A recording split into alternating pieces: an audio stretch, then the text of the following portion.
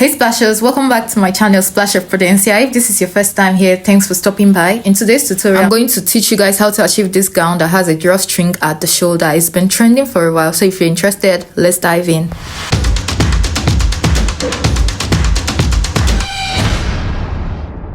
So for this tutorial, I'll be making use of 6 yards of this Ankara print. So if you want it to be full, you have to use 6 yards. So there was no power as at the time I was recording this tutorial, so it's not quite clear, but I just wanted to do it. I rolled out my start line and I'll be starting with the back, okay? What I'm marking out now is my zipper allowance, and I just used 1.5 inches for the zipper allowance. You can use more or you can use less, whatever you're comfortable with.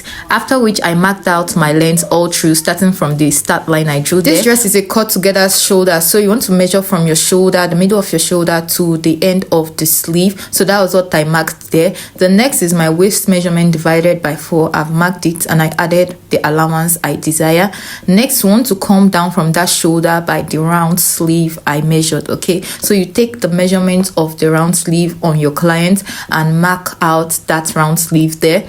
The next thing is whatever we have that shoulder, we'll mark it at the end of that round sleeve there and connect using a straight line. So the next thing we want to do is to straighten this line that ends at the round sleeve area and fix in our bust measurement and add the same number of allowance we added to the waist. So we are just going to connect from the bust to the waist, and that's basically all you need to do for this back. So the next thing, we're going to do our neckline. The neckline also has a V neckline at the back. So we are just going to use a width of 3 inches and take it down how deep you want it to be. You can use 7 or more. So if you notice, I didn't cut out exactly at that start line there. I left ½ inch above. This is because that shoulder part will be folded. You see that later. So I've cut this out and I went ahead to pin down the zipper allowance inside. I'll be using this same back to cut the front. As you can see, that zipper allowance part of the back I folded in, I came out by 5 inches. So for the front neckline, I measured how deep I want it to be on my client, so that's what I marked out. So I'm just going to connect it. I'm trying to align it with that back there. I'm going to mark where the neck is at the front there to appear here, and connect this and connect this. I just hope you get it. We are connecting the 5 inches to meet with where our fabric stopped that we placed, and from there to the top of the neckline there. I hope you get this. So after which we are going to cut it out. This extra 5 inches we added is for the lapping, so we have to notch it for us to know where we are lapping it. And I'm going ahead to divide the shoulder. So we are done for this upper part, and this is what we'll have by the time we are done sewing. This is we're creating the lap, so this is what we'll have. So what I normally like doing is to trim off ½ inch this way. When I do that, it prevents bulging, and that's basically all you need to do for the half length. Remember, it has like a back waistline, so that's all we want to cut. What I measured for this one we just finished cutting was from the length from the shoulder to the underbust, and this is the length from the underbust to the waistline where I want it to stop. So I folded my fabric in 2 and I marked out my underbust measurement at the top there and my actual waist measurement at the down here, and adding the number of allowances I added to the upper parts. And I'm just connecting this. All these are measurements you should take. So I just went ahead to straighten the zipper allowance line. I didn't want this to have a joining and at the side. That's why I folded it in 2, which means whatever measurement I was marking, I divided it by 2. So from the middle here, I came up by about 2.5 inches and slanted the 2 sides. So this is what we'll have. The joining will only be at the zipper part and not at the side. It gives more fitting, okay? So I'm going ahead to unpin the zipper allowance I folded in. I want to start joining from the shoulder. We are going to place the back and the front together, right sides facing each other, and mark out 1 inch all till the end on both sides, and we are going to sew that using a straight line. So after sewing mine, this is what I have after joining the shoulders. So I went ahead to fold the sleeve. I was actually supposed to fold the sleeve before joining the shoulder.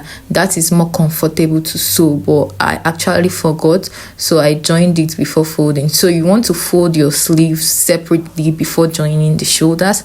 And I went ahead to make these ropes that we'll use for the drawstring at the shoulder part. I made 4, 2 for each side. So we are going to be placing this under and folding it.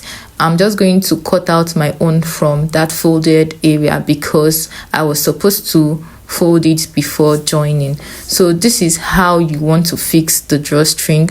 Just bring it out a little from that neckline area. I'm raising it up just to continue because I don't want to remove my thread. So just fold in, make sure that you are not stepping on the strings, okay? And by the time you come to this neck area, you want to double stitch so you can see the drawstring effect. So we'll do that for the other one, and this is what we'll have. You can leave this style just like this, and you can decide to draw it. I want to take note that some people make their own bigger and fuller. Okay, so just explore and do what you want. Like the styles I showed you from the beginning, theirs was a bit fuller, but this is how my client wants it to be. So I just want to mark out the allowances I left, but I'm using 1/2 inch for the sleeve area and join it. So this is what I have after joining the two sides. So the next thing, we want to place this wrap effect together. Remember, we notched it, so you want to place the two notches on top of each other and go and stitch this down. So after stitching this down, this is what we have. I want to open up this underbust effect I have, but before then I'm folding this in two and notching the middle, and I'm also going to notch the middle of the other part. I just cut out about 1 inch slant from the back there to avoid the zipper bulging, and I'm also going to cut out a little from this underbust part of it to avoid bulging. So we are going to place the two notches together, so from the middle to the other end and the middle to the other end. As you can see, they align. So this is what we'll have after sewing it. No joining at the side. That was why we folded it in two and divided our measurements by 2. So we want to cut the gathers part. You want to subtract your full half length from your shoulder to the waist, what we already finished sewing, and then cut out your materials. You can decide to add 1 inch allowance for folding. So I just basically used the remaining fabric I have from that 6 yards after cutting my half length, and I'm folding this in 4. I'm notching the edges. This will help me be able to pleat equally by the time I'm sewing. So after notching it, now we are not just going to gather this on it straight because the main dress has a basque waistline both at the back and the front, right? So I came down by the same 2.5 inches I came down by when I was cutting the underbust, and slanted it to the middle of the fabric there.